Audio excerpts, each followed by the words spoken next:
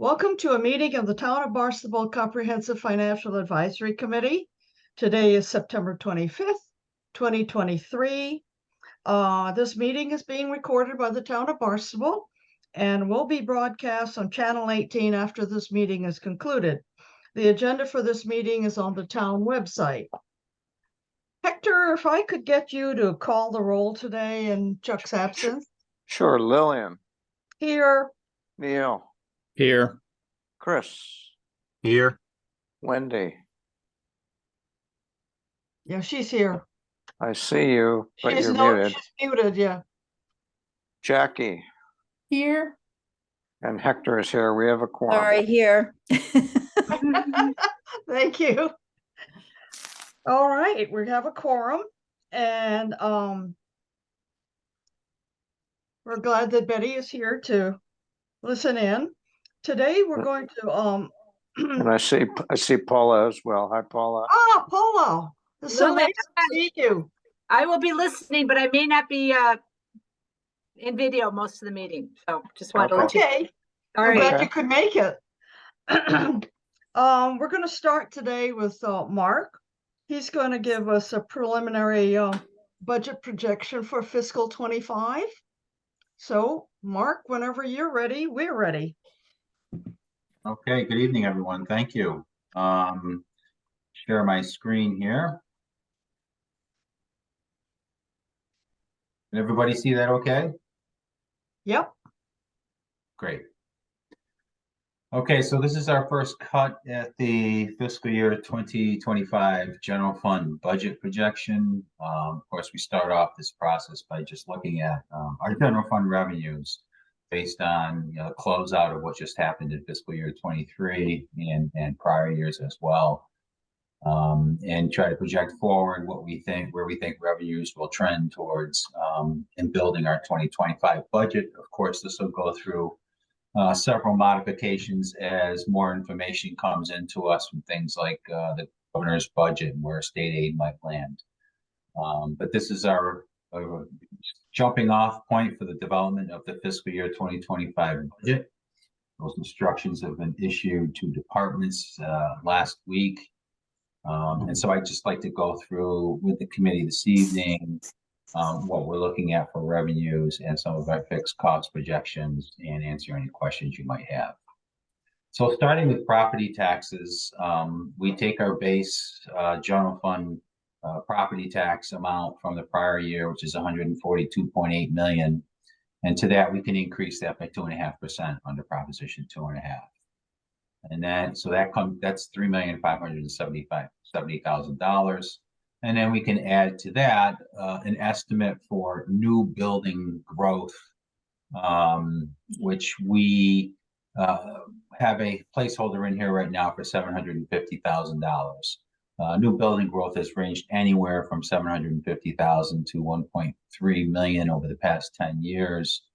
So we use the low amount as our base projection for new growth at the beginning of the budget process.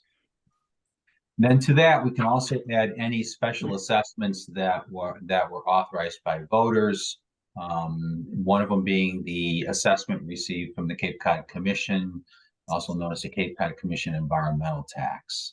And that's projected to be about 2.5% more than last year, or $692,000. And then, of course, we also have the debt exclusion that was authorized by the voters for the construction of the regional technical high school out in Harwich. And right now, we won't get that assessment from the regional school district until I believe it's around December. For right now, we level funded that at 1.7 million. It's really based upon enrollments as of October 1st. And so we'll see where Barnstable's enrollment ends up being compared to other sending districts for that school. That can have an impact on the assessment we receive for debt exclusion from them. We're about 30% of the enrollment student body that is for the regional tech school. So if we drop to 28%, for example, we could actually see a debt exclusion assessment of less than 1.7 million. But right now we just leveled it, waiting to hear what those enrollment figures are.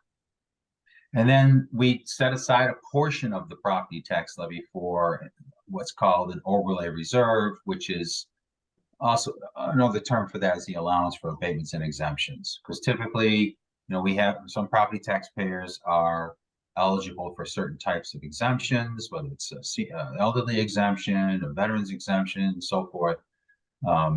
And of course, there's always some abatements that end up getting approved as well for adjustments to valuations. And the Department of Revenue recommends that communities set aside anywhere from 1% to 2%, or 2.5% of the property tax levy for an overlay reserve.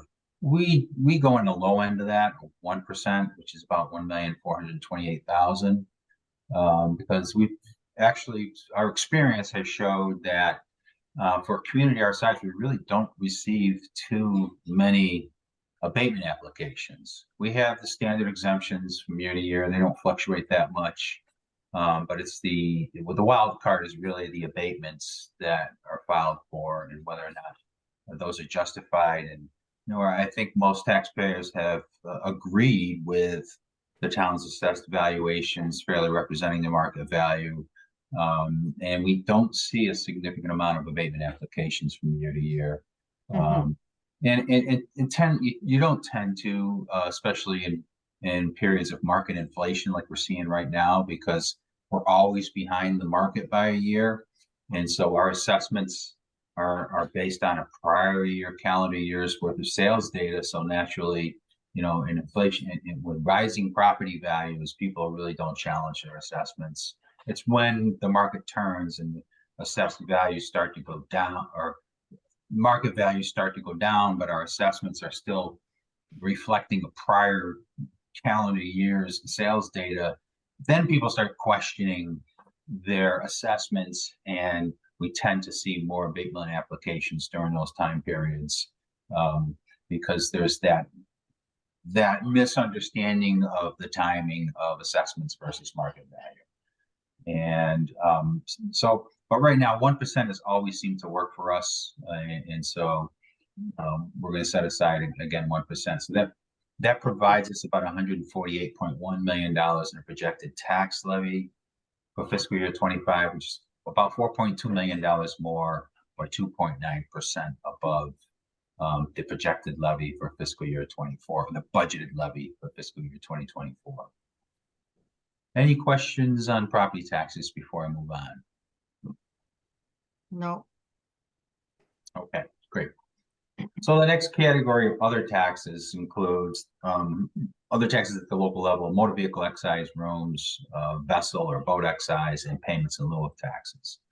Motor vehicle excise tax have been very strong for the past few years. I think we've had 3 years in a row where they have reached the $9 million level, including fiscal year 23, where we saw almost $9.2 million of motor vehicle excise taxes collected. So we're increasing our estimate for excise taxes by almost 6%, from 8 million to 8.5 million, as a result of that. We're not going to push it all the way up to 9.2 million, because we want to have some cushion in there in the event that there's an impact to car sales, especially when you're talking about the UAW and a strike that we're seeing right now. And any kind of extended strike could have a pretty considerable impact on this revenue source, especially if we should start manufacturing new cars and there's no new cars to sell. And that will have an impact on motor vehicle excise tax, because this revenue source is really driven by new car sales. As people replace their vehicles, the tax is based on the MSRP, or the manufacturer's suggested retail price. So as we incur more and more new vehicle sales, we tend to see stronger revenue growth here. And Hey, rooms. Mark, Yes. just Yes. a quick question on the prior grouping. The base property tax, 138 million, 138.6 growing to 142,819. Did you say there's some new growth in that number? Because that percentage increase is just over 3%. Okay, so the base levy for fiscal year 25 is based on the prior year's base of 138 plus Yeah. the allowable increase of 3,465,000 plus 750,000 for new growth. Okay. Okay, You add there's the- 750 of new growth is in that number.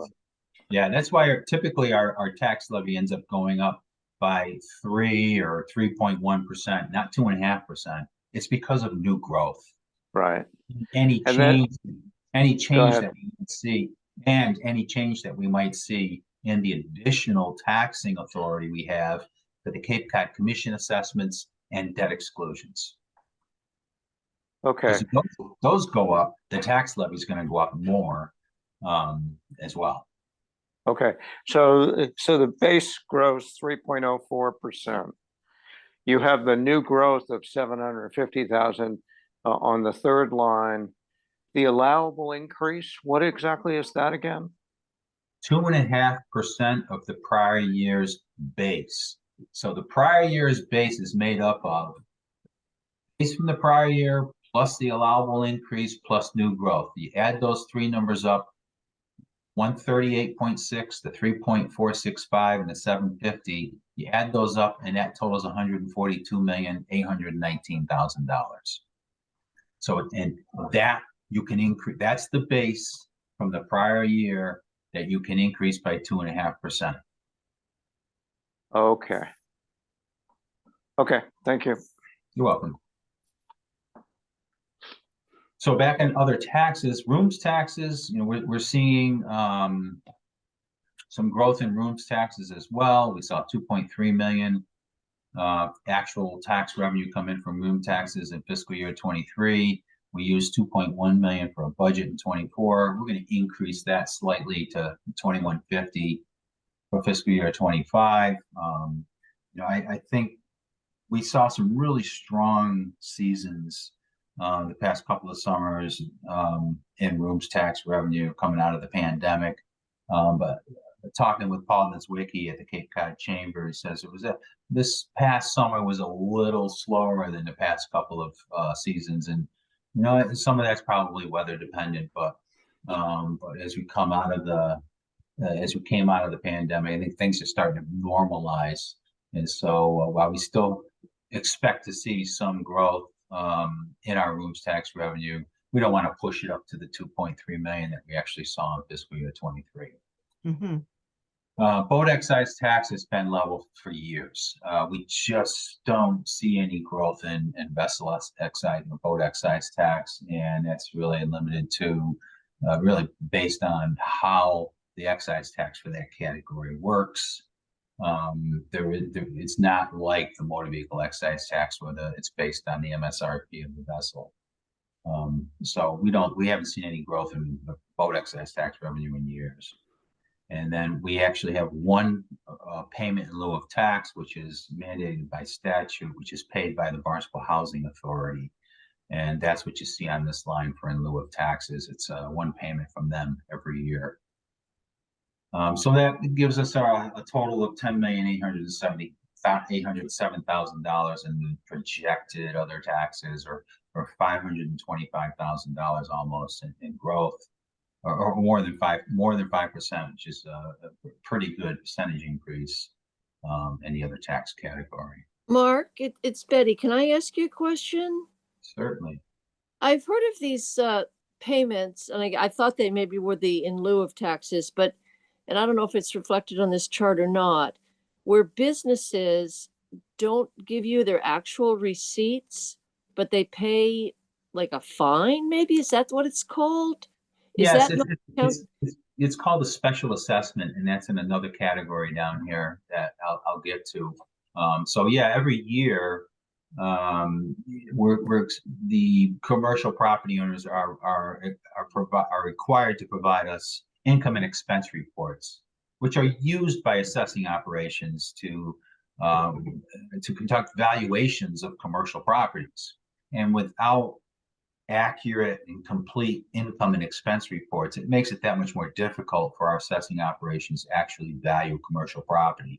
So a few years ago, the state legislature changed a the fine amount that communities can assess for those commercial property owners who do not submit their annual income and expense reports. They increase the fine, or special assessment is what we call it, because it goes on the tax bill. They increase that from $50 to $250 in an attempt to try to create more compliance. But How would we get a list of all of our commercial property owners that pay the fine instead of paying their receipts? Well, our assessing operation has a list of those commercial properties who end up having this special assessment or fine added to their property tax bill. We can produce that list in our assessing operation. Do you know what the percentage? I'm just curious how many, it I seems do not, I seems do pretty not know, low. but it's it's over $200,000 that we get. So $250 per property, it's probably what, 1,000 commercial properties bills that are getting the assessment added to it. Okay, and just final question. You said that that's done by the state. Could we, Barnstable, increase that fine if we so desired? It's state law. It's only the state legislature can authorize it to increase in that fine. And they did that a few years ago from $50 to $250. We can't change that in Barnstable. It would require another act of the legislature to increase it. Okay, thank you, Mark. You're welcome. Mark, before you go over, can you tell me how we calculated the projection on the pilot? Because It's just based on it went down 7,000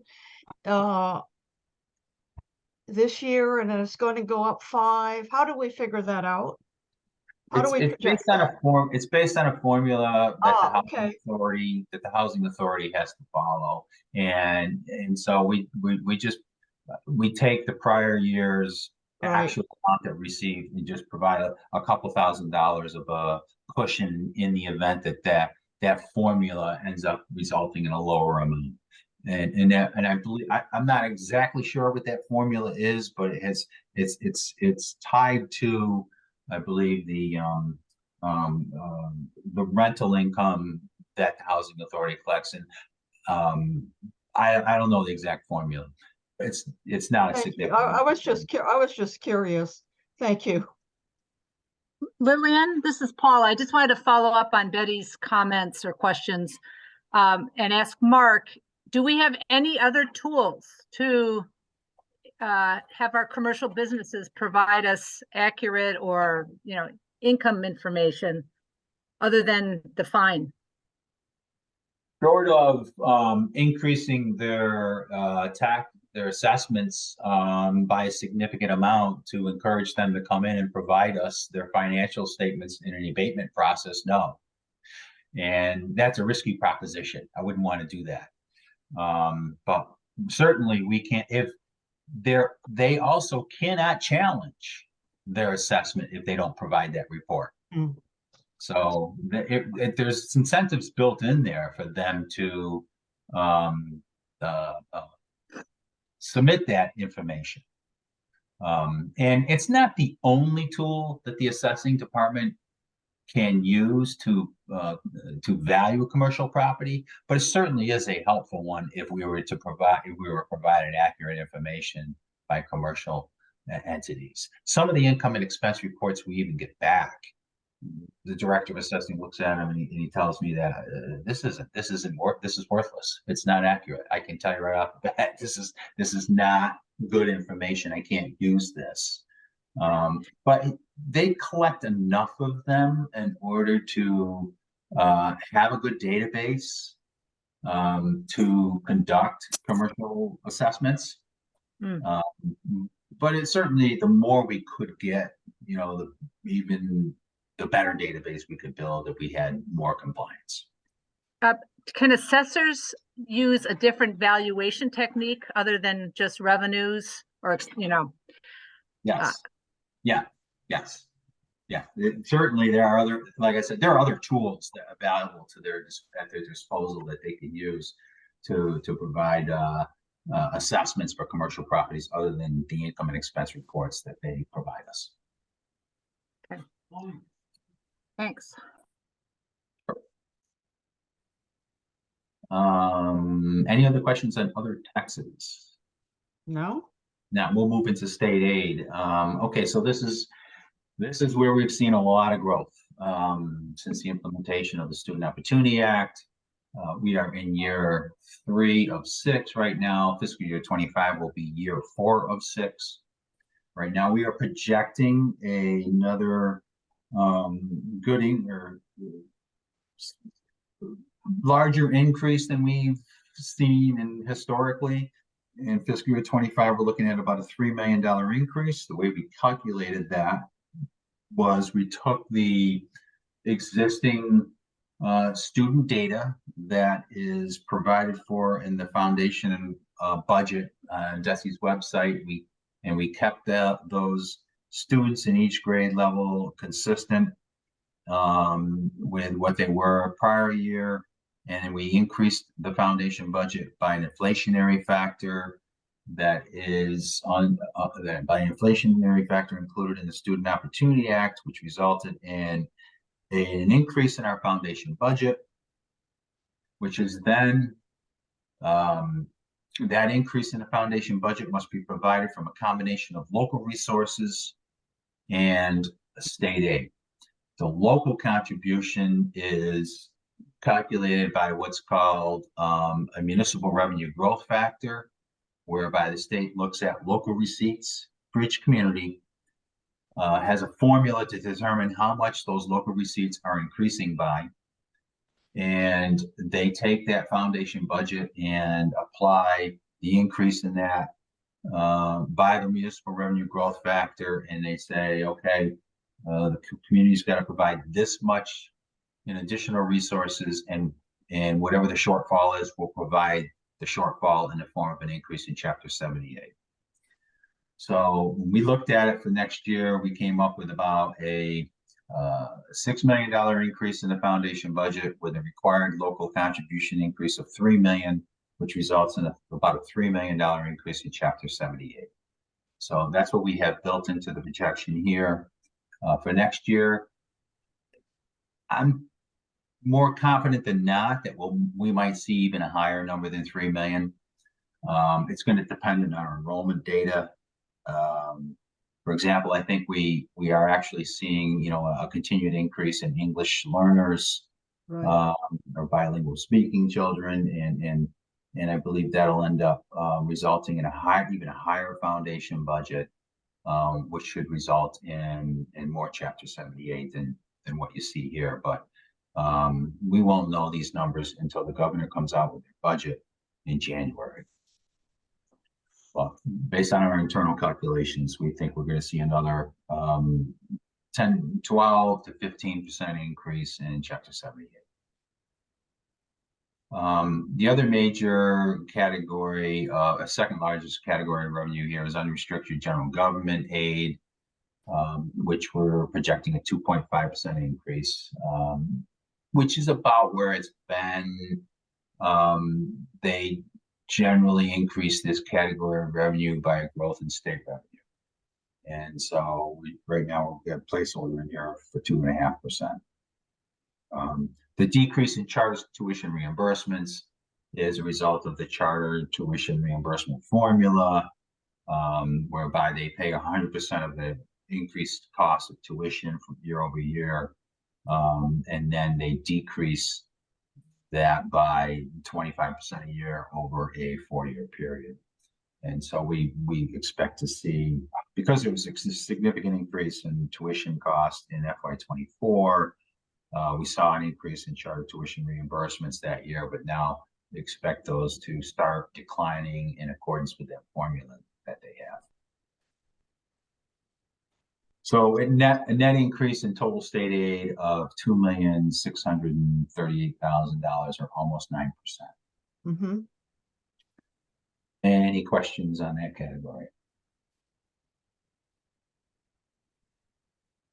Okay, we'll move into the next category, which is charges for services. Now, most of this category, most of the revenue is generated from beach sticker sales here. We had a $5 increase in beach sticker sales in fiscal year 23, which resulted in $1.6 million of revenue. And we also had very strong sticker sales. The actual number of stickers that we sold, that we sell, continue to climb. And as a result, we think we can take what was a very conservative revenue estimate in fiscal year 24, 1.1 million, and bump that up to 1.4 million, still leaving us with some cushion there in the event that sticker sales kind of slide off a little bit. So that's a $300,000 increase, which is basically the increase in this entire category. It's all made up in one line with some minor adjustments on other lines. Any questions on that category? No. Most of this is waterside revenue, beach sticker sales, and parking at various beaches. Right. Hey, fees. We made up of a multitude of different fees charged by different departments. Going down through this list, I think our largest fees are filing fees in our town clerk's office. We do have one change. The biggest change here is this line here, alarm registration fees. And the way these are alarm registration fees are assessed by our police department. Anybody who has a security alarm in their home has to register with the Barnstable Police Department every other year, so that they have a database of these alarms, because these alarms tend to go off sometimes, and if they're not registered with the police department, it's the police department requires everyone who has them to be registered with them, so that they know the addresses where these alarms are located. And because they renew every other year, you see this fluctuation in the revenue where it was 75,000 in 23. It goes down in 24 because people don't have to renew them. These are only new people coming on board in fiscal year 24, and then everybody's got to renew again in fiscal year 25. Right. So that's why we see that category of revenue going up and down. Mark, what are vital statistics fees? It's a pretty big number. Yeah, I think these are generated in the let me see, where is that?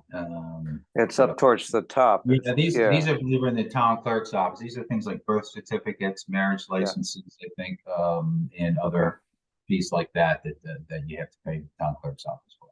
Okay.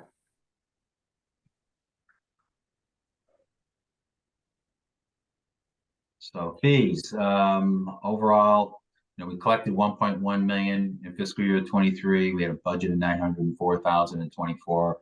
We're increasing that by 103,000 in fiscal year 25 based on recent activity over the past few years. Then in fines and penalties, this category is mostly made up of penalties and interest people pay on a late payment of taxes, and predominantly in the area of tax liens and real estate taxes. Two biggest revenue source being real estate taxes. We are increasing the interest and penalties and tax liens by $250,000 just based on more recent activity. You can see we took $660,000 in fiscal year 23.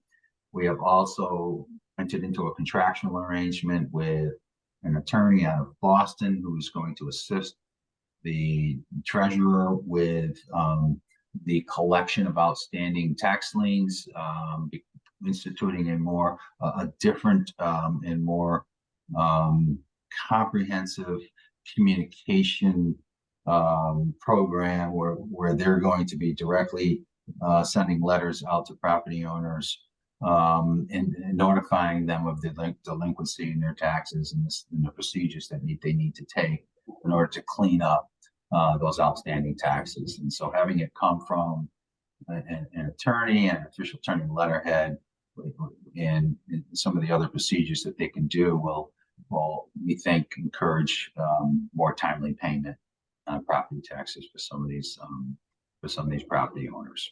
Hmm. So we're going to increase that revenue estimate. And then we just have the normal, slow paying property taxes for motor vehicle excise and real estate, which results in some revenue for the town in the form of interest and penalties. So those are the big changes in this category. Most of it's again, interest and penalties on tax liens. Parking fines have also, we've seen, $213,000 of parking fines collected in fiscal year 23, which is, I think, one of the higher numbers we've seen in recent years. We don't necessarily want to make parking fines, a budget balancing revenue source for us. We'd rather have people adhering to proper parking procedures, but we think we can increase that revenue estimate by $40,000 just based on the prior year's collection, as well as the history we've seen previous to that. It's been about a little more than $100,000 a year consistently, but for some reason it was significantly or almost doubled in fiscal year 23. What are the demand fees? Activity. Pardon me? What are the demand fees? Demand fees are an additional fee that go on to that the deputy tax collector adds to a delinquent property tax bill. When somebody doesn't pay it, we then send out what's called a demand notice. I see. Thank you. Yep. And I can't remember off the top of my head what the demand substantial is, but it's about, I think it's $35. Wow. Yeah. That's a lot. Any other questions on this category? Why were the parking fees in fiscal 23 so high? Yeah, like I believe probably just activity. I don't know what the problematic areas may have been. I didn't dive into that. If there was a particular area or two in town where we were running a lot of tickets, but it's just based really on activity. So it's got to be just sometimes people may when people are trying to get somewhere, sometimes they'll just park someplace and they're willing to pay a fine just to get to where they wanted to be. I see. As a part of the cost. Does that include the beach parking fines? Yes, this would be all parking fines. Yeah, I know last year they were crazy active about giving fines out, but I did not see one patroller this year, this summer for beach fines. I don't know why that is, but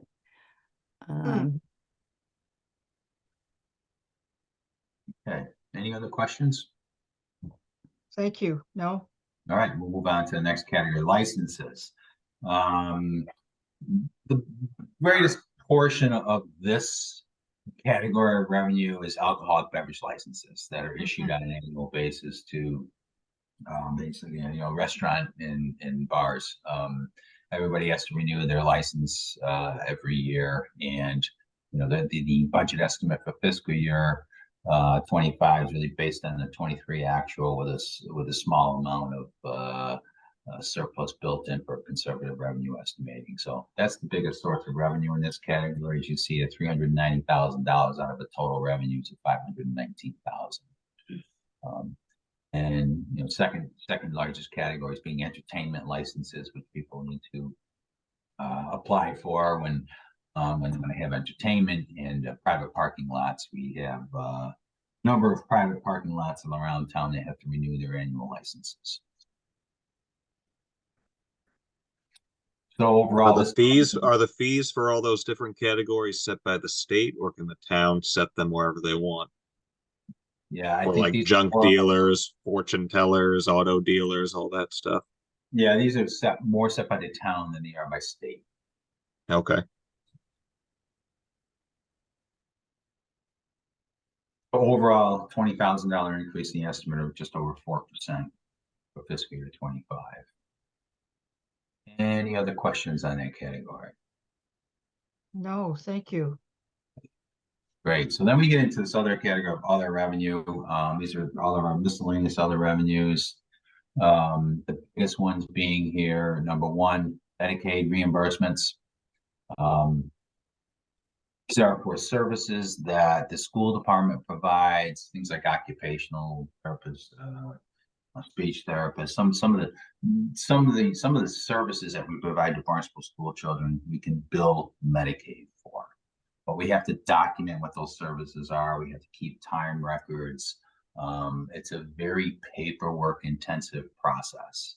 And a lot of, you should imagine anytime you're involved in the federal government, some kind of reimbursement program, it's a heavy paperwork intensive process. And so we collected 375,000 in fiscal year 23. We think we'll do that again, plus a little bit more. We actually are going to create a new position in the special education department, for which there is an appropriation coming forward to the town council at the next meeting for an administrative assistant position to assist the SPED department with the documentation, the collection, the collating of all this information so that we can bill Medicaid, because we think if successful, we will be able to probably double the amount of revenue that we collect in this category. Right now, we have built that into the projection, but I think we're going to see an increase if we get that position gets approved and we're successful in hiring somebody to fill it. We think we'll be able to double the amount of revenue that we collect in this category with that position's assistance. So the position will pay for itself, 5 times over by the additional amount of money we think we can get through Medicaid reimbursements. Mark, so Medicaid reimbursements, these are actual cash receipts that we expect in fiscal 2025, right? 400,000. Yep. What's the lag between submitting for Medicaid reimbursement and actually getting the money? It's got to be a considerable time period, I would think. It's a good question, Hector. I think it's about a 6-month lag time. Yeah. Yeah. Yep. Another major category here is earnings on investments. We're seeing very large increases in the interest rates that we're getting on our excess cash deposits, whether it's in the form of money we're investing in certificates of deposits or money market accounts, U.S. Treasuries, etc. So, and you can see in fiscal year 23, we earned 2.1 million in general fund investment revenue. For 24, we had established a budget with $500,000, which is a very conservative number. But in 23, we just continuously saw rate hikes by the federal government, which translate into interest rate earnings increases that you can make, probably experiencing it on a personal level.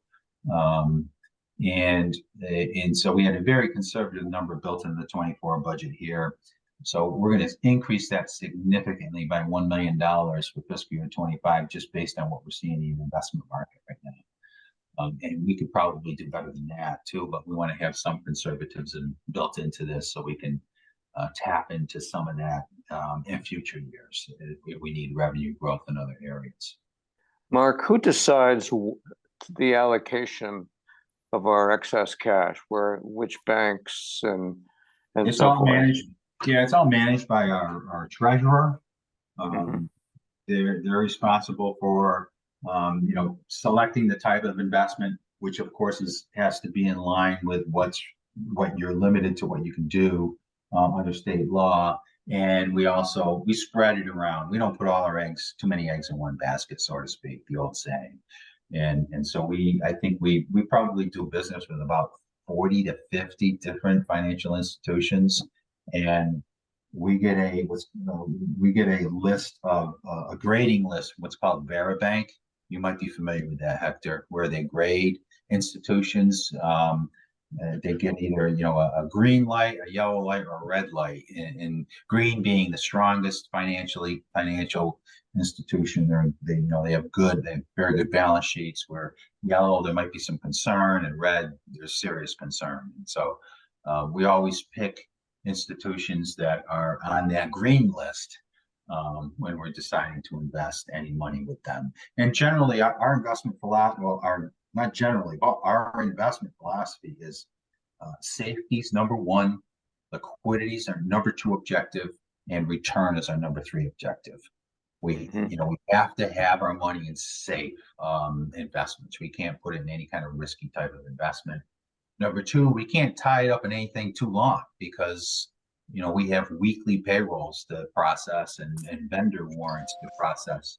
And so we can't have too much of our cash tied up in long-term investments and locking that principal into a long-term investment because we don't want to have to cash that out early and pay a penalty or potentially, have to recognize, take an unrealized loss and turn it into a realized loss if we cash out too early. And of course, so that leaves return as our third objective. Can municipalities benefit from FDIC insurance? Yes, we do.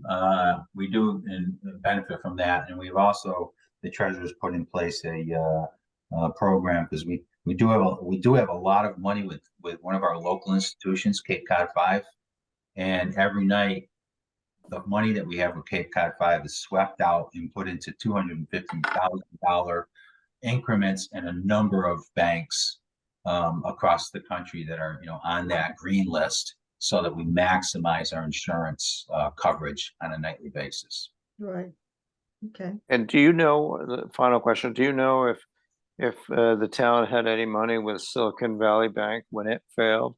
We did not. We didn't have any money with any of those banks that failed. Mm-hmm. That's good. Yes.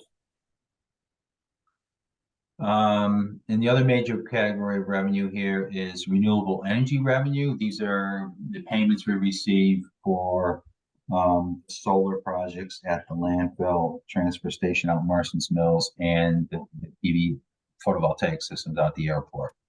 We saw $1.3 million in fiscal year 23, and I'm waiting to get the energy generation reports to see, year over year, why was that so much higher than the previous year? It's got to, I think fiscal year 23, which is July of 22 to June of 23, we had a lot more sunnier days than we did the previous year. So those systems did very well. So we're gonna double that revenue estimate, 500,000 to 1 million. Not gonna go up to 1.3 million because sunshine is a variable occurrence, and I'm not going to try to project how much sunshine we can get for the next 365 days. But I feel pretty comfortable that we can get $1 million again based on what happened in 2023.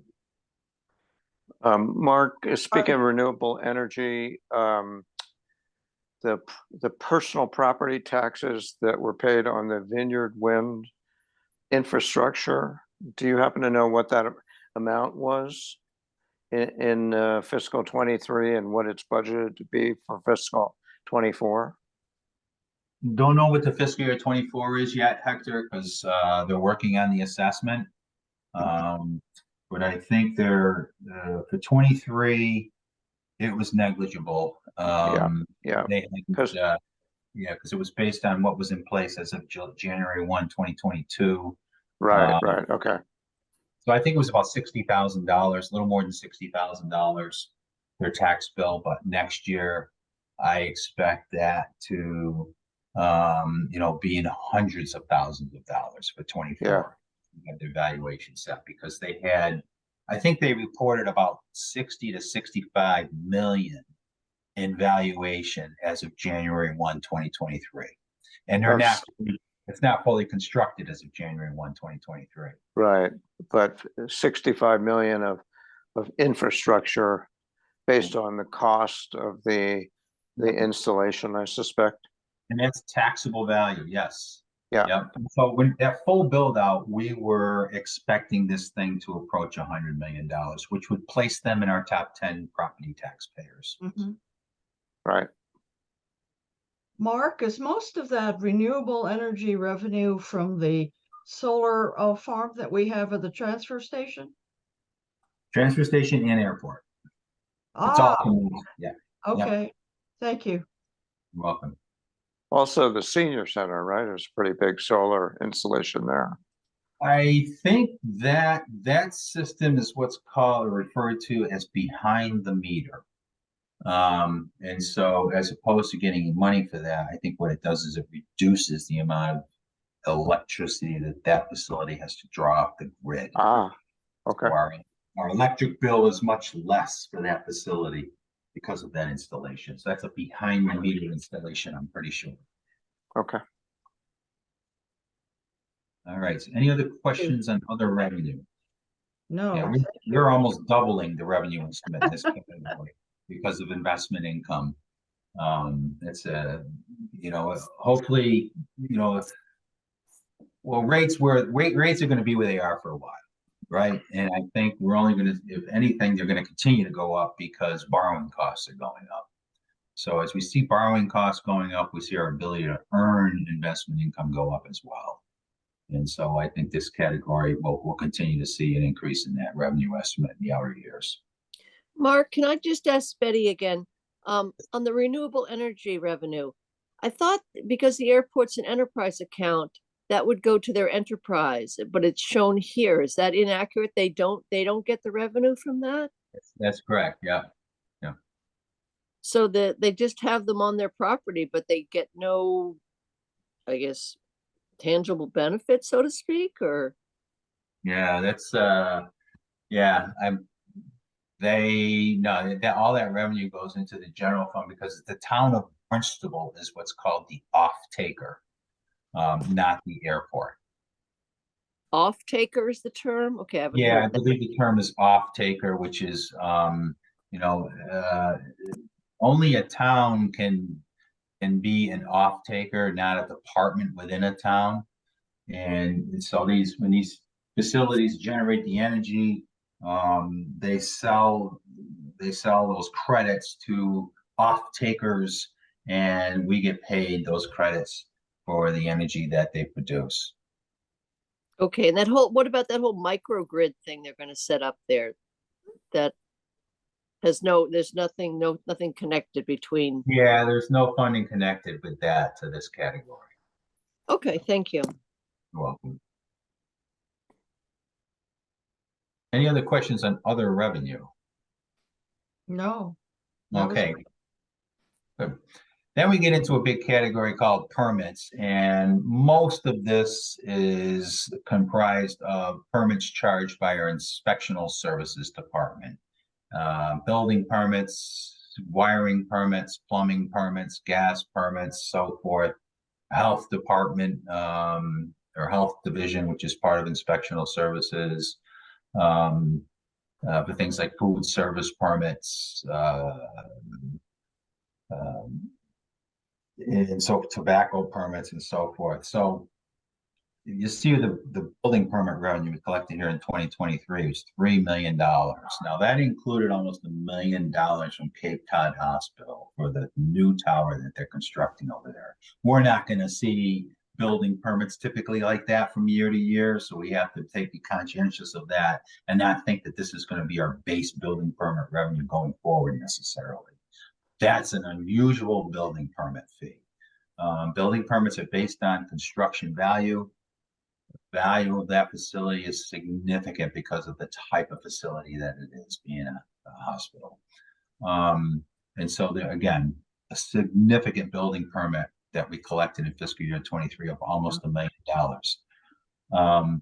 However, we still continue to see strong construction activity. So we think we can increase our estimate from 24 to 25 from $1.1 million to $1.5 million, or a $400,000 increase, just based on my conversations with the building commissioner and what he expects, anticipates coming forward.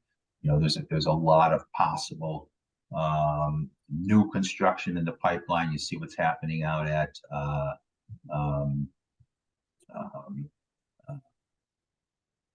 the Landing, the former Kmart Plaza. Permits that'll be pulled for that. Some of them already have been pulled, but more permits to be pulled for that work. We have a number of potential apartment complexes that may come forward next year, and the building permits associated with that construction and so forth, and just the standard building permit activity that we see from individuals, property owners doing renovations to their homes. And of course, new construction that we typically see from year to year. So we're comfortable with increasing this revenue estimate by 36% from 1.1 million to 1.5 million, that we'll be able to hit that benchmark. Just based on prior year's activity and what we see in the pipeline. So Mark, what are road openings? Just out of curiosity, what's that? Yeah, so if somebody wants to cut open, most of that's paid for by the utility companies. If they want to, they want to come in and open up a road to do some work on their utility, they got to pay a fee, and that's collected by the Department of Public Works. Oh, okay.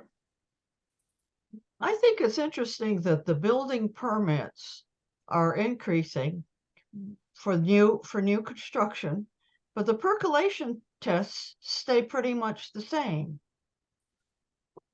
What did you have to do a percolation test to have construction? Yeah, again, new building construction includes everything, not just residential, but commercial. We're seeing, it's the commercial side of things. Perk tests for the hospitals not going to occur. I see. A lot of properties are tied into, if the property's tied into public sewer, or there's public sewer available in an area, there will be no percolation test. Right. Thank you. You're welcome.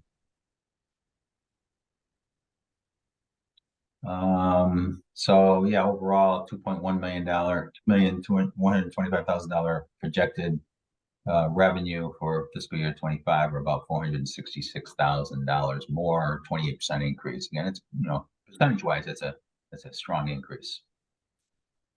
So next category, special assessments. Here's that special assessment to business properties that we talked about earlier this evening. We collected $235,000 in fiscal year 23. We budgeted $175 in 24. We're going to increase that to $200,000 just based on the activity that we've seen over the past few years. We've exceeded $200,000 in special assessment fines for about 5 years now. I think at the fine level of $250, I think a lot of commercial property owners are happy to pay that fine, as opposed to paying their accountant to fill the form out for them, unfortunately. But again, like I said, there are other tools at the assessor's disposal to conduct or to evaluate a commercial property. So if they want to continue paying these fines, we have a continued source of revenue here of a couple $100,000 or more on an annual basis. Okay. Any questions in that category? No, thank you. Okay. And transfers, our final revenue category. We have 4 funds: Waterways Improvement Fund, embarkation fees, wetland protection funds under conservation, and Bismore parking receipts. We've consistently used the same amount every year. These are transfers from various special revenue funds that are used to offset costs in the general fund. And we continue to use the same amounts from year to year. Those amounts approximate the amount of revenue that is brought in by those activities on an annual basis. And so no expected changes there. Transfers to enterprise funds, we're increasing almost 4% from $3,367,000 to $3.5 million. These are reimbursements from the 9 enterprise funds in town to the general fund to cover their share of costs that are budgeted for and paid for out of the general fund. So we expect that to go up about 4%. And then we transfer a small amount of money from our pension trust fund to help offset our pension assessment. And we're on a schedule here to, as you can see, you're dropping that by $10,000 a year because that trust fund balance is shrinking every year as we use a portion of it to offset our pension assessment. As we've talked about in previous years, our unfunded pension liabilities is on schedule to be paid off by, I believe it's 2037. So we're using up the balance in our pension trust fund to help offset that assessment. Correspondingly, because we don't need a pension trust fund anymore now that we're on a funding schedule to pay off that liability. And then we're going to use $1,250,000 of free cash to balance the operating budget. $1 million of that is in anticipation of any potential snow and ice deficit we may have. We're budgeting $1 million snow and ice deficit. We'll pull that out of general fund reserves or free cash to cover that, as well as a town council reserve of $250,000.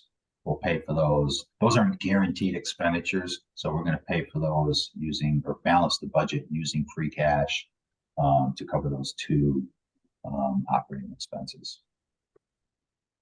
So overall, we're looking at about a $11.3 million increase in general fund revenue, going from $197 million to $208 million, or about 5.75%. Strong year for revenue growth again. It looks really strong. Yeah, and again, a lot of that Chapter 78, most of Chapter 78, investment income, building permits, motor vehicle excise taxes, property taxes. That's, a majority of it's coming from those categories. Thank you. And the next step we do in our budget process is to, okay, let's take a look at our fixed costs and see what we project those to go up by before we determine what's available to fund operations. So starting with the first fixed cost category of school assessments, we project right now a 4% increase in both our regional charter school district assessments as well as our regional school district, Cape Cod Tech, which is out in Harwich, and our Commonwealth Charter Schools, which is principally Sturgis Charter School. We expect those two assessments to go up 4%, a 2.5% increase in both school choice assessments and special education assessments from the state.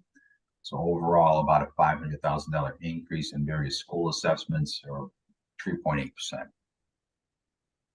Again, we'll have those numbers. We'll get the regional school district's assessment number sometime in December. I believe they'll send us a preliminary assessment based on their first cut at their budget for fiscal year 25. We'll get the charter school and school choice assessments, and by the end of January, when the governor comes out with her budget. Any questions on that category? No. Okay. And employee benefits, we have OPEB trust fund contribution. We continue to increase the amount of money that we're putting into a trust fund to help offset that future liability for other post-employment benefits, which is principally health insurance. We've amassed over $9 million in a trust fund at this point. We continue to put more money in there every year. We've been on a funding schedule of increasing that contribution by $50,000 a year. So we're just going to continue with that in fiscal year 25, bumping that up from $750,000 to $800,000. We're self-insured for workers' compensation. And we continue to fund that at $900,000 a year. We retired teachers' health insurance, and it's an assessment we receive from the state every year. This is for retired teachers. When our teachers retire, they join the Group Insurance Commission health pool. They don't stay in the town of Barnstable's health insurance, but they go to the Group Insurance Commission's retired municipal teachers health insurance program. And then the state turns around and bills us back our share of the cost of the health insurance for those retired teachers. We've had, quite more retirees jump into and go into that pool as teachers have retired over the past couple of years. Plus, cost of health insurance goes up every year, so projecting a 10% increase there. Non-teacher retirees are mostly municipal department employees who retire. We're seeing an increase in the number of retirees joining that group with the retirements of public works department employees, police officers, and so forth. So we're projecting a 10% increase in that category. Active employees health insurance, we've built in a 3% increase here right now only for projected premium increases. Built into this budget projection right now is nothing for any potential change in the contribution for health insurance. That's all in the negotiation. And so no provision has been made for that in this budget. That's just an expected premium rate increase of 3%. Retiree payouts are other benefits that retirees are eligible for when they retire, like unused sick time, unused vacation time, those two categories. And then Medicare tax, we're bumping up 4%. We have to pay Medicare tax, which is 1.45% of an employee's salary on an annual basis. We don't pay Social Security. We don't pay into Social Security. Our employees don't receive Social Security unless they work privately in the private industry, some in a previous employment. But when you retire, you work in municipal government your whole life in Massachusetts, and you don't contribute to Social Security, you don't get any Social Security. But we don't pay into it. But we do have to pay into Medicare. You do get Medicare coverage.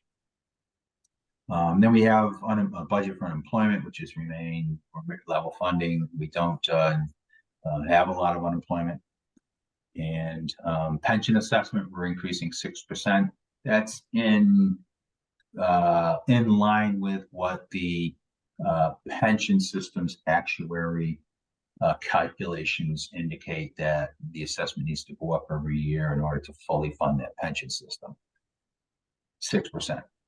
The other thing that could impact the pension assessment is if Barnstable becomes a larger piece or a larger percentage of the overall group's population in terms of covered wages. The way that pension assessment is billed to communities, it's based on the covered wages that each entity submits to Barnstable County Retirement System on every September 30th. So we're putting our report together now that'll go out in a couple of weeks, and they collect those from every entity that participates in the Barnstable County Retirement System. And if our percentage participation rate changes from, say, it's typically around 15%, but if we go from 15% to say 16% of the overall system, that could add another $500,000 to our assessment, a 1% increase. Yeah. So it's not just the funding schedule, but it's the change in percentage of the overall makeup of the group. So we don't know what that is yet, because there's over 50 entities that have to submit these reports to Barnstable County Retirement System, and then they have to gather all that information and run the numbers, and then they send us back an assessment based on the new covered salaries for each entity. Do we anticipate a steady 10% increase on the retiree health insurance annually? Not necessarily. Usually I think it's typically less than that, anywhere from 5 to 7, 5 to 8%. It's a little, I'm going a little bit higher to be more conservative, just because they're 2 years behind. Okay, because they basically assess us for actual cost incurred. In 25, they're going to assess us for actual cost incurred in 23. 26, they're assess us for actual cost incurred in 24. So it's always 2 years behind. And we've had a lot of retirements in 21, 22. 23. But I think as retirements start to level off, we'll see smaller percentage increases. Thank you. You're welcome. Mark, in the other post-employment benefits, what's the outstanding liability Barnstable has now? I think it's 130 million. Thanks. Welcome. Mark, you mentioned that there are 50 entities that make up is it the county pension system? Yeah, it's Barnstable County Retirement System. So cities and each of, towns, water sorry. districts, regional school districts, right, veterans district. Yeah, there's a bunch of different entities that belong to it. right. So you anticipate my question. So each of the town's water districts and fire districts are part of this pension system too. Yes, they are. Okay.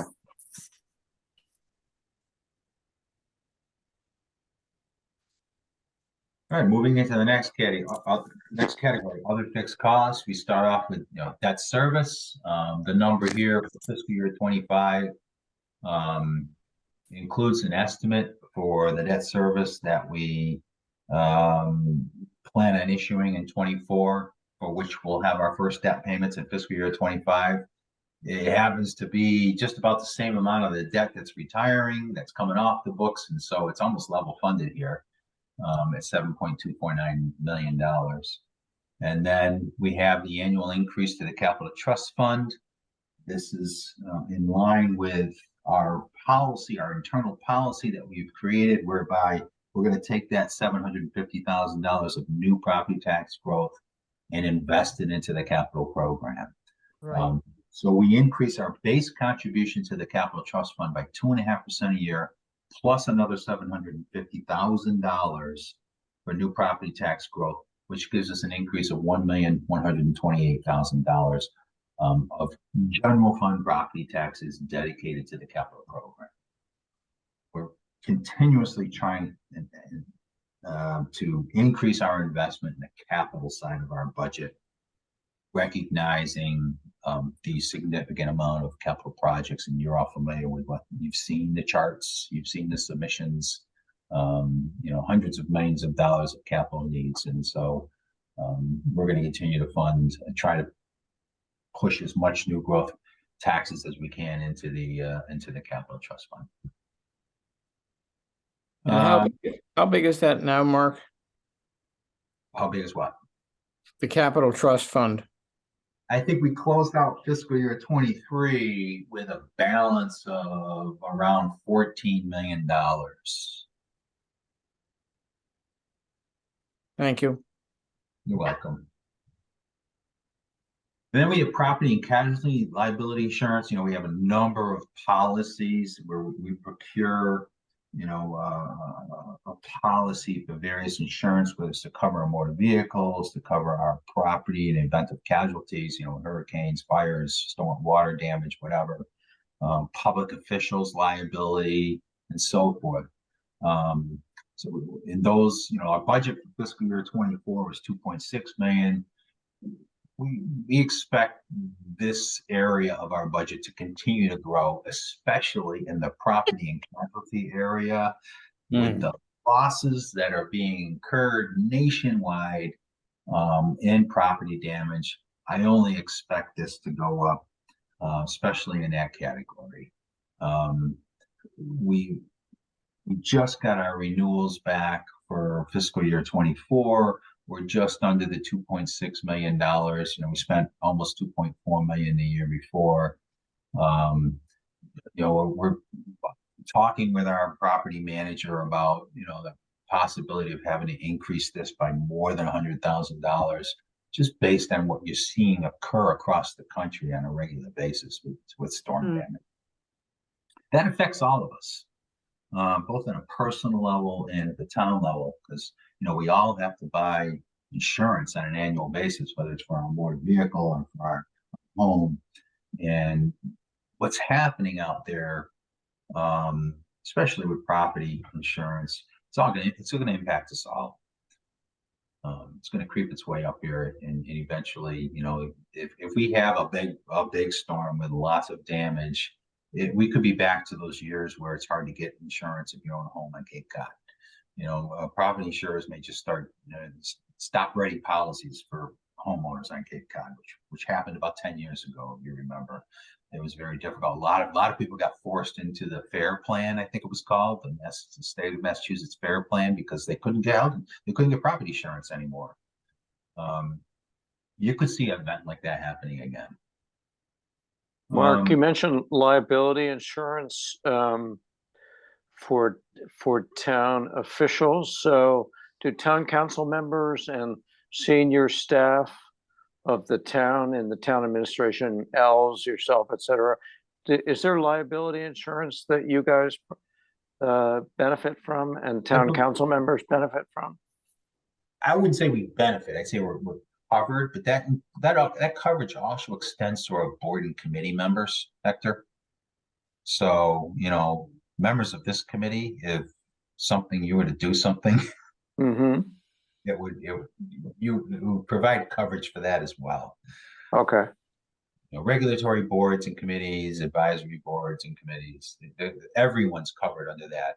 Volunteers are covered as well. Okay, I didn't know that. Okay. One of the benefits of being on the committee.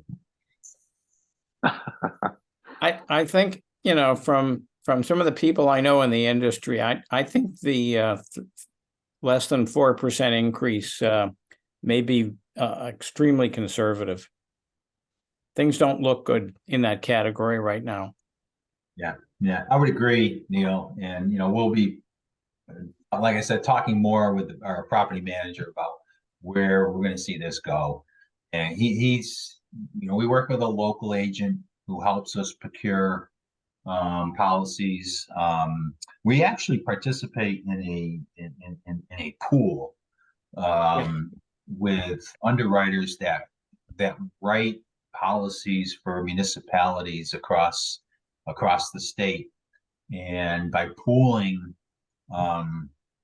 those policies together, we can tend to get more favorable policy values. But again, being geographically located where we are makes it more difficult to secure affordable coverage, just because they don't like where we are on the map. We're definitely in a path where we can possibly incur more storm damage. But man, I'm starting to see inland things like what you saw in Leominster a few weeks ago. Floods. Boy, any community appears susceptible to these major events now. It's not just coastal communities anymore. Yeah, the underwriters are getting killed. There's too many things happening that they didn't predict, and management is very, very worried about underpricing things now. Yep. Or even issuing insurance in many areas. Mm-hmm. Also included in this category are the grants we provide to the 7 village libraries, where we've been increasing that by 3.5% a year.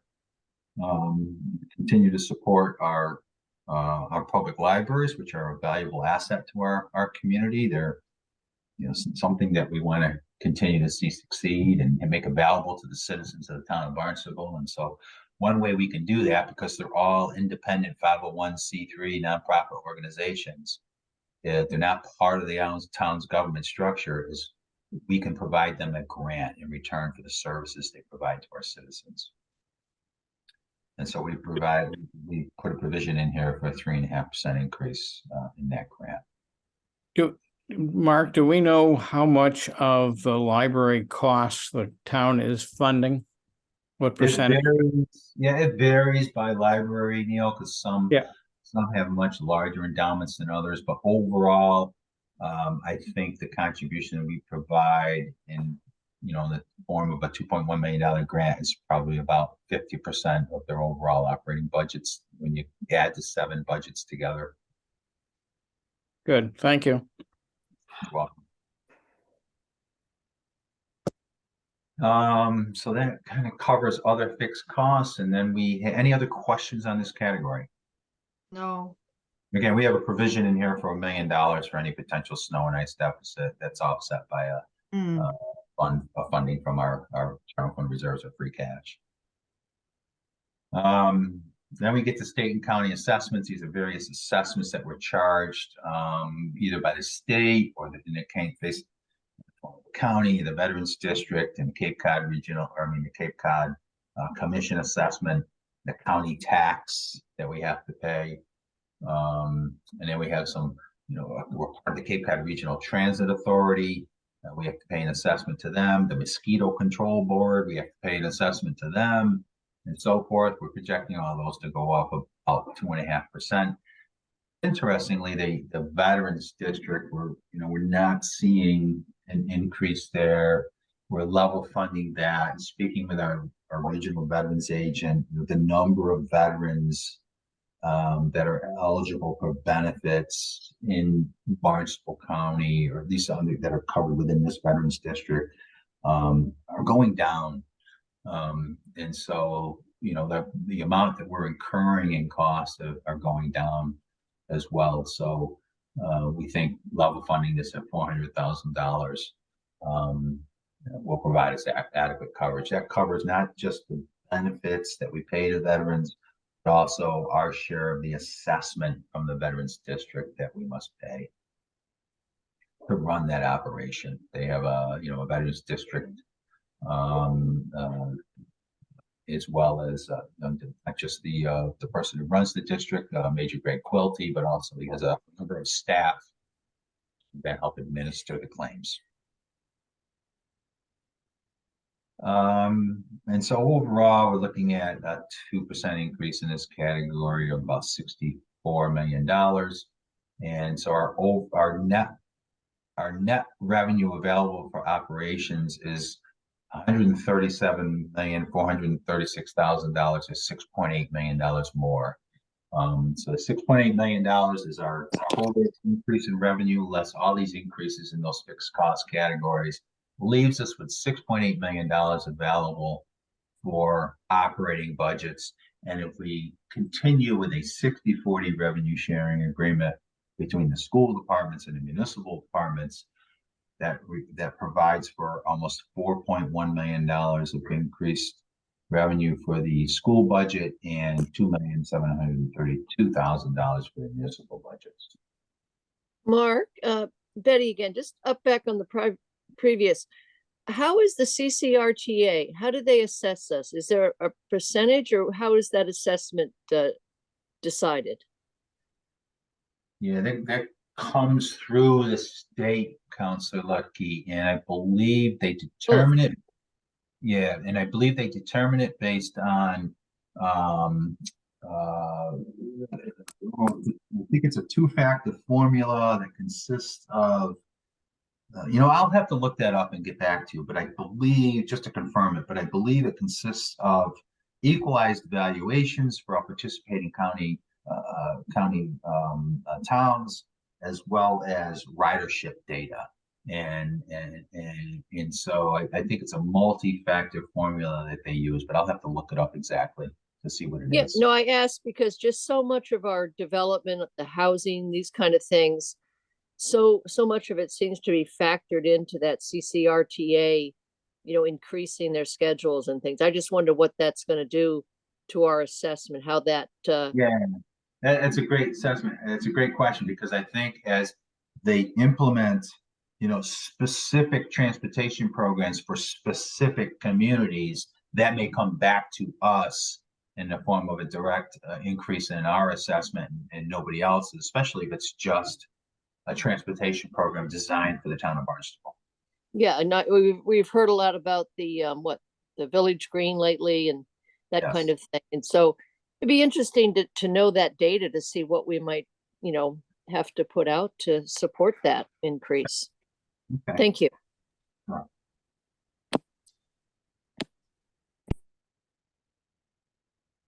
Any other questions? on the projection. Mark, for the schools, last year, the majority of the increase in funding that went to the schools was absorbed by the labor contracts. Do we expect the amount of increase in terms of dollars next year to be the same as this year? Do you know? Yeah, because when you look at the operating budget, 75 to 80% of the operating budget is salaries for employees. And so, any increase in the budget is predominantly going to be labor costs, as those, we have to fund those contracts. And they're in the last year, I think fiscal year 24, they're in the last year of their current contract. They're starting to negotiate 3-year contracts for 25, 26, and 27. So whatever they end up negotiating. Okay. First year That's- will be 25. That answers my question. Thank you. You're welcome.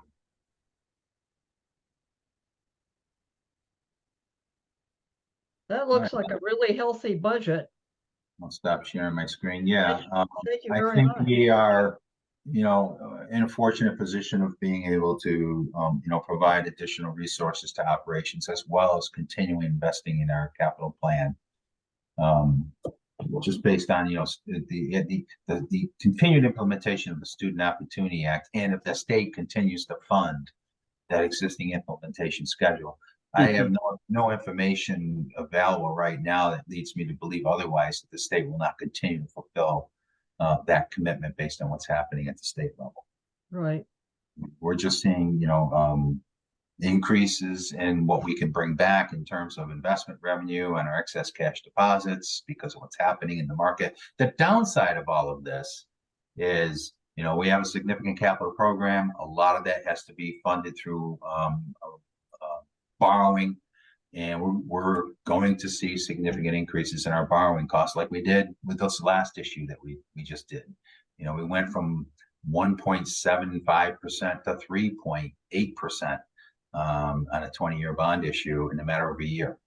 And so, the downside really is, the borrowing costs are going to go up significantly. So do we anticipate an increase in the debt service? Yes.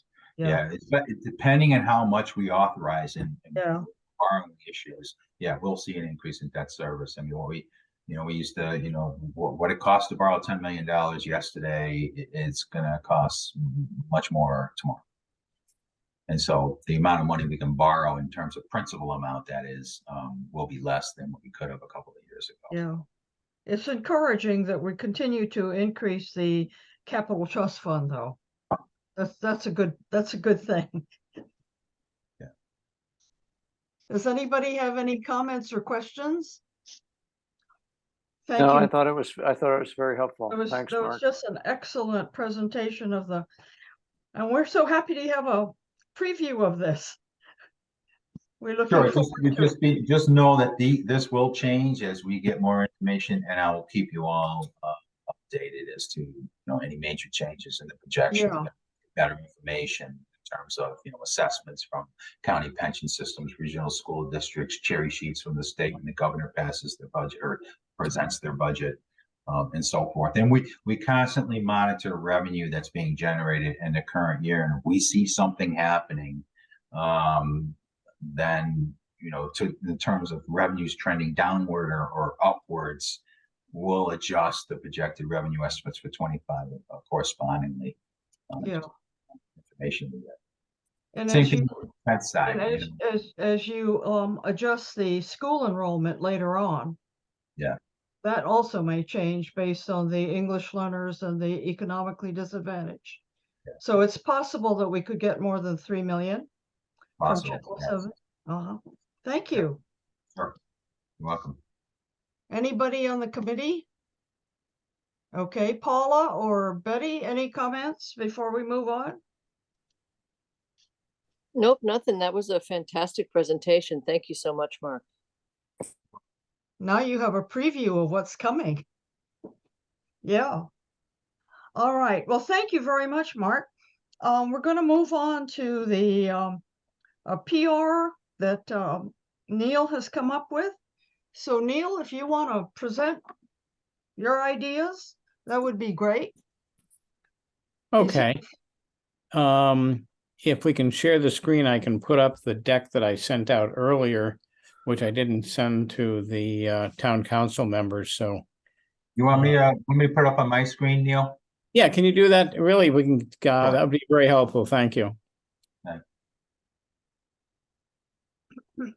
Basically, the idea here is, I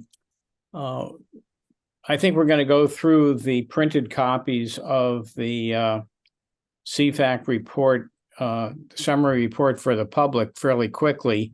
And we have the PDF, which is on the town website now. And it seems that, trying to find it or people even knowing it exists is close to nil. So if we could mount a low-cost communications program through the town's communications department, we might be able to get to more people who might be interested. And that's really what I'm proposing here, to measure if giving some pre-R to it would make a difference. Since I don't believe, and I could be corrected, I don't believe that has ever been done before. Is that correct? Right, you're correct. Okay. So very simply, I think we have an awareness issue. We have an opportunity to publicize the document. And so a first thing that we would do in a marketing perspective is measure, does PR make a difference or not? And I've kind of structured a very simple outline for the communications department to start with, which would be a PR release to what are tens of thousands of publication circulations that they have, and see if we can monitor how many PDFs are downloaded from the website, and then see if we can learn from that for next year. So if we went to the next page, please, Mark.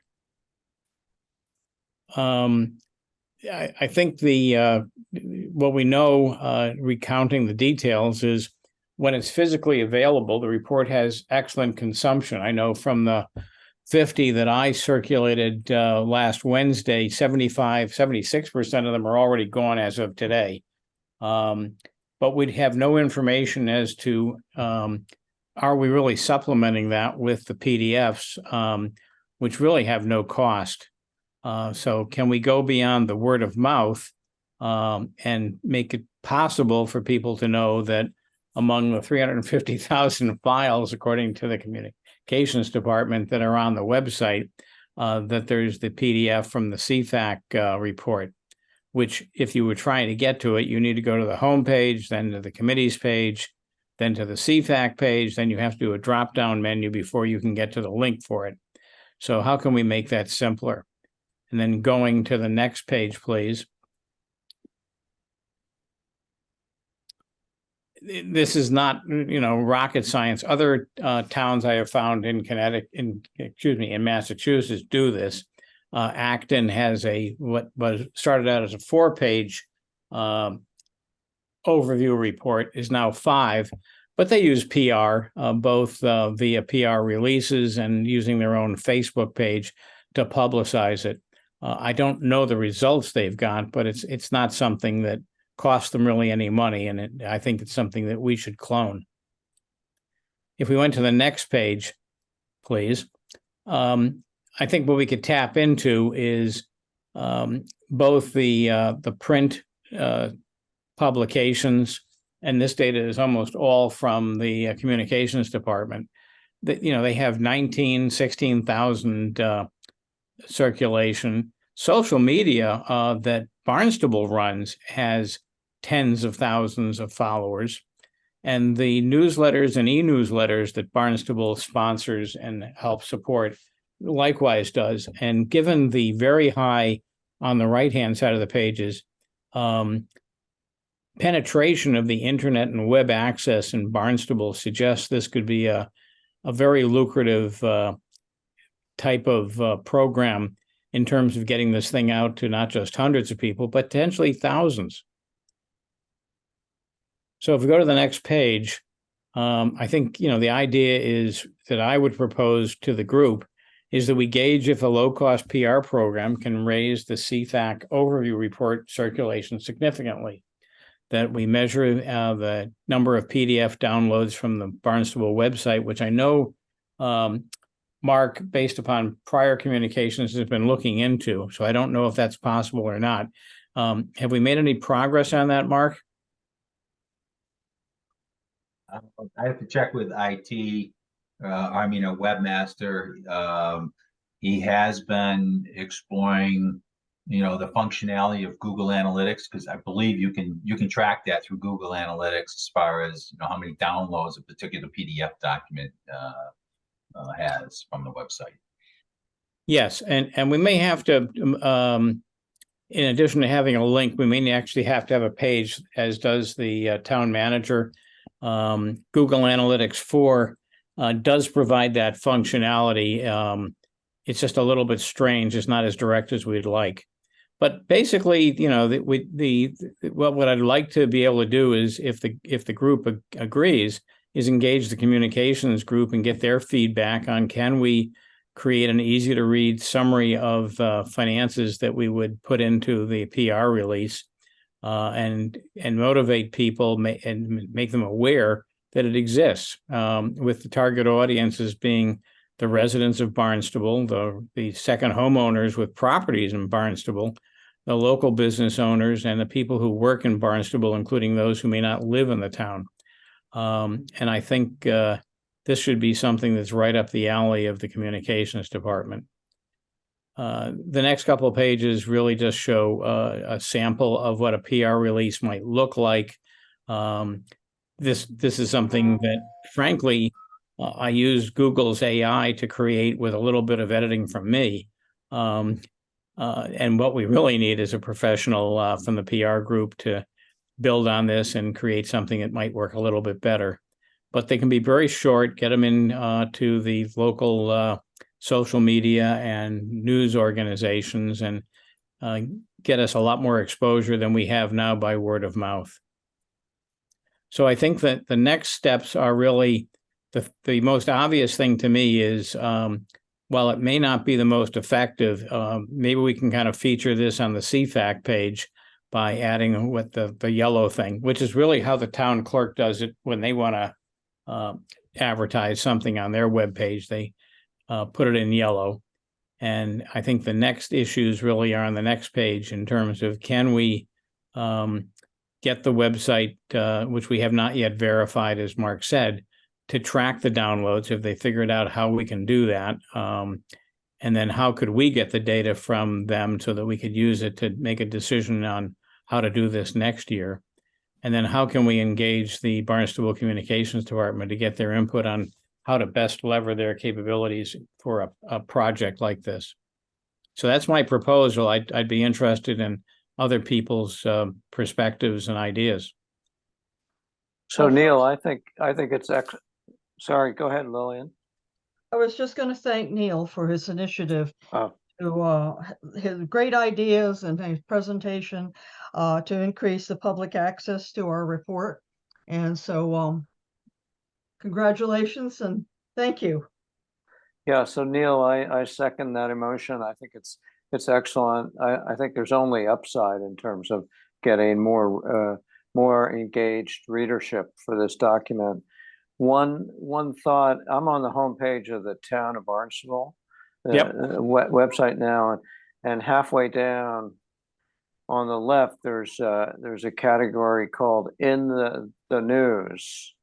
And I would think that we would ask, among other things, that the communication department flag the CFAC report. If they can flag West Nile virus confirmed in sample of mosquitoes from Barnstable, all the way down to beach stickers and yard sale permits, which is old news. A lot of this stuff here is old news. So I would ask the communications person, who is that, Mark? Is that Lynn Poyant. That's Yes. Lynn Foyant. Yeah. Lynn's the director. What I would recommend is that I'm going to share your presentation tonight, Neil, with the communications department. Great. And some of this stuff Lynn can implement immediately, like the suggestion that Hector just made. We can certainly put that in the news right on the homepage. And there are other things I'm sure she can do a press release immediately with the local newsprint. Has anybody here downloaded the new Barnstable app?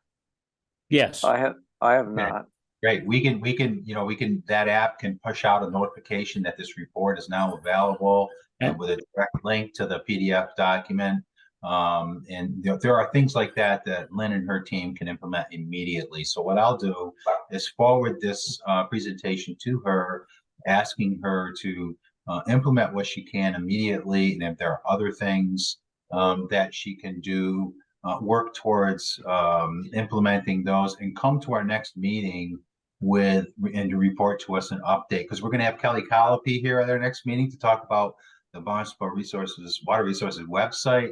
A great opportunity to bring Lynn in at the same meeting and continue a discussion about the communications coming out of the Barnstable Town Hall.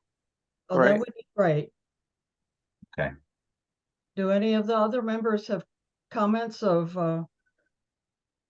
Neil's proposal? No, I I think would it's just great. act. Oh, go ahead. Yeah, go ahead. Okay. I was just gonna say I've been wanting to improve this area ever since I've been on CFAC. So I appreciate your diligence, Neil, on creating a comprehensive presentation. Yeah, I would just echo what everybody said. I think that's a lot of good suggestions, Neil, and there's a lot of things that we can do that won't cost anything just to get more exposure. So that's good. Yeah, back on Mark's suggestion, it's possible on this homepage to flag in a couple places. There's a box on the right, Mark, called Quick Links. And I would think they'd be able to create room for the CFAC committee somewhere there. So not only do we need to commit to gain visibility for this report, but I think a little bit more visibility for our committee would help drive circulation and readership as well. Well, again, thank you, Neil, for your good ideas and for your energy. Yeah, I think it's great, Neil. Getting us off ourselves here. Remember the QR code, Neil, that was generated is there anything that can be done with the QR code in terms of Facebook or even putting it on the website, on the town's website? Yes, and I would look to Lynn they have more experience with all of this than I do. So I would, I think engaging the communications department will add a lot of value because the outbound PR I believe, will be an order of magnitude more successful than just putting it on the Barnstable website. The number of visitors to the Barnstable website is not that high where they go through things. When they see it, though, in the news media or on Facebook or on Twitter or on even probably, although I don't have any statistics on the Barnstable app yet, all I keep getting is that the beaches parking lots are closed, mostly. But I think engaging with the communications department will provide tremendous results for us. I've run multiple. Is that something that you can add to the report that's being sent to Lynn? The report says how we can improve the circulation, but perhaps what we can do is actually say how it could benefit the town as well. So if we put the benefits in there, I think that would add tremendously to the value of them doing something with it. Okay. Understood. Neil, back to the Barnstable app, there is a place where you can go into that app and you can select the various types of notifications that you want to receive. So maybe you only selected beach openings and closures. I don't know. I'm just amazed. It really reinforces what you said. Selling beach stickers is a big business. That's right. Well, that brings up a subject. Maybe we should put a list price on this document, you know? The better idea, but I don't think that would be allowed, is to sell advertising for it. I don't think that's allowed. But anyway, so are you going to invite Lynn to our next meeting as well, Mark? I will. I'll check her Oh, availability. that'll be great. Yeah. Let you know if she can join Yeah. us on, I I believe hope that's so, yeah. Tuesday the 10th, I believe. It's our We're meeting, on the- our we're next on the meeting 10th. falls on Tuesday because of the holiday, just to Right. remind. So we're on the 10th. Right. Okay. Well, thank you, Neil. Thank you. Do any committee members have anything they would like to report? Well, I do. Neil and I bumped into Mark Ells last week, and he basically gave us a bird's eye view of what he feels are the most important issues that the town is facing right now. He gave us an update of the watershed application, and then he talked a lot about the PFAS, the challenges that the town will be facing.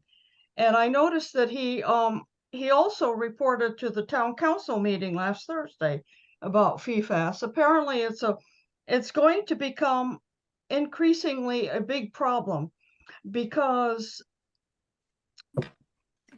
they can't be removed by the standard wastewater treatment that we have now.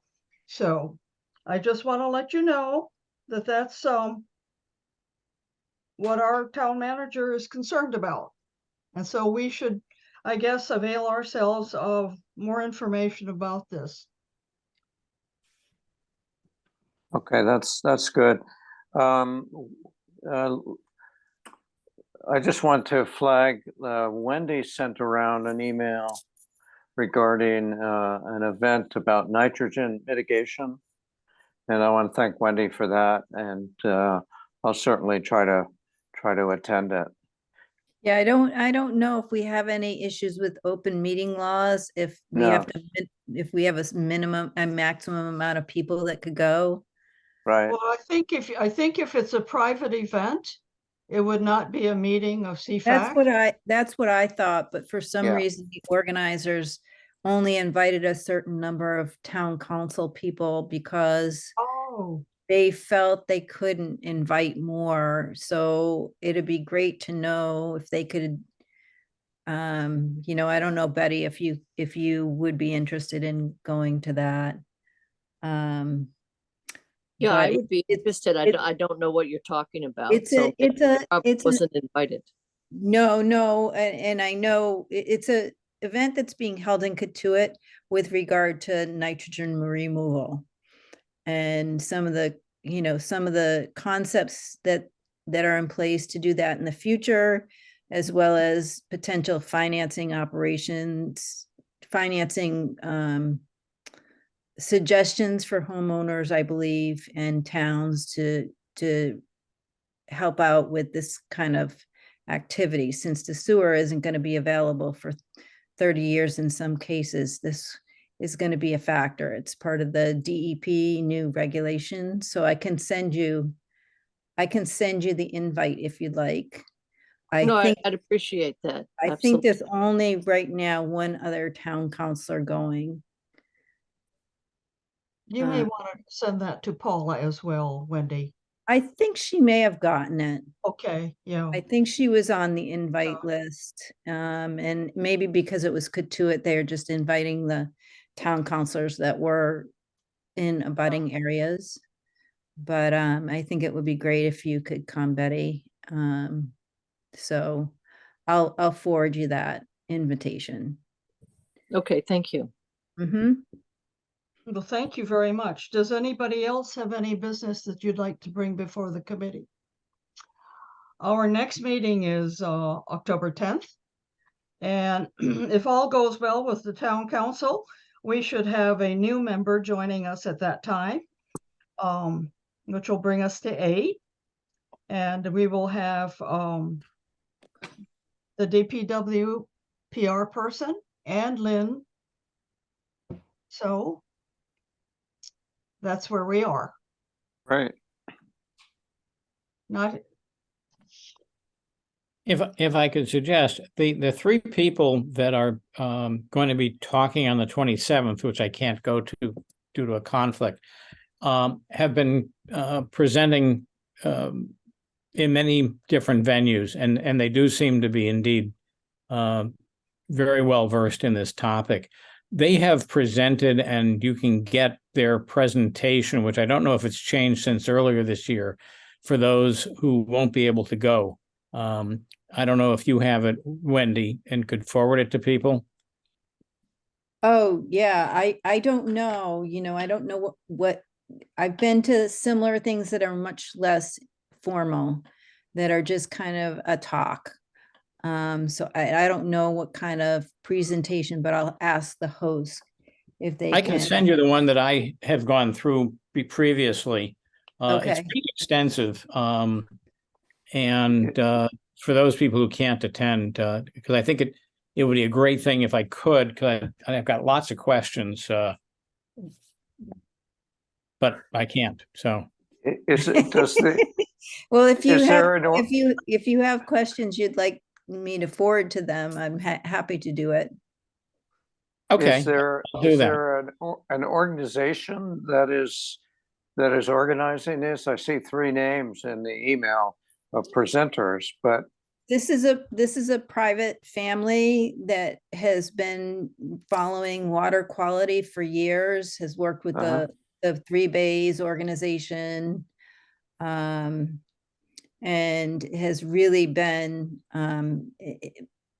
really interested in this for a long time. And so she coordinated these, she's been working with a lot of these people for years. So she coordinated these 3 speakers. And I believe Scott Horsley, and you can let me know, Mark, if I have this right, the town of Barnstable might be hiring him as a consultant.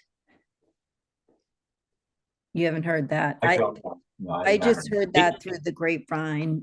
Yeah, actually, he was hired to help with the original 208 plan.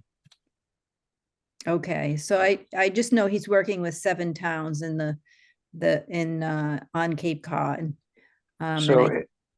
So is he working in his individual capacity, or is he working, he probably is affiliated with the Horsley Witten engineering firm? Yes, probably. And I think he does consulting for various towns. And I just heard through the grapevine that he would probably be a consultant for the town of Barnstable going Yeah. forward. Well, Horsley Witten does a fair bit of work for the town in a variety of areas. Yeah. Yeah, they have a very they're at least in the prior presentations they've done, they're basically their hypothesis and the numbers that they show suggest that everyone putting in their own IA system is a more effective technique than sewers in anything but highly dense areas. What it doesn't include, which is my question, which it doesn't include for an individual homeowner, the ongoing monitoring and upkeep issues. It just goes at the capital costs. And so I wondered how that would impact it. I think Brian, in the presentations I've been with Brian out at the test center, they review that a bit. There's annual maintenance on them that has to be done. It's significant. Well, yeah, I think, but we're all going to have to face it, or a good percentage of us will have to deal with this kind of issue. So it is a factor. And I also think that the town of Falmouth, is adopted more of the individual systems for that very reason, as opposed to sewer, that it's more cost effective and more readily available. I think there may be somebody talking about financing, and I'm not really sure if it's the town of Falmouth or it's the homeowner, but I think, or a combination thereof. So be interesting to hear about that. Yeah, no, I think their proposition is to have the state help finance these things, because which is the second issue, which is there aren't enough installers to do this. Right. Um, I think that the Senate, the Massachusetts Senate that's right. passed I think it's a $18,000 credit, but it's not, it still has to be passed by the House. So it's not a law yet. No, but it's a It's good only- issue to get it's only smart on. It's only passed one chamber, yeah. But it's in the works, it's out there. But the topic is important. Yeah. So Wendy, in your email, there's a reference to RSV, how to RSVP. I can tell. Do you want me to RSVP for you, Hector? Yes, Okay, I can send her an email and just tell her that you'll okay, attend. because her email, the RSVP email is not in the email that you sent Oh. around. I may have cut and pasted it, sorry. Yeah, it's all right. I'll let her know you're coming. Okay, And Betty, I'll either forward it to you or have Sarah send you the invite. Okay, sounds I would good. like to attend as well, Wendy. Okay, and Thank you for what- making that invitation available to us, Wendy. oh, you're welcome. and Wendy, my wife Stacy will probably join me. Okay. Okay. Well, thank you, everybody. Is there a motion to adjourn? I will move. motion. I will second then. All right, I'll Been call the moved and roll. seconded. I'll call the roll. Lillian, Yes, Neil, Yes. Chris, Yes. Wendy, Yes. Jackie, Yes. and Hector is a yes. thank you very much.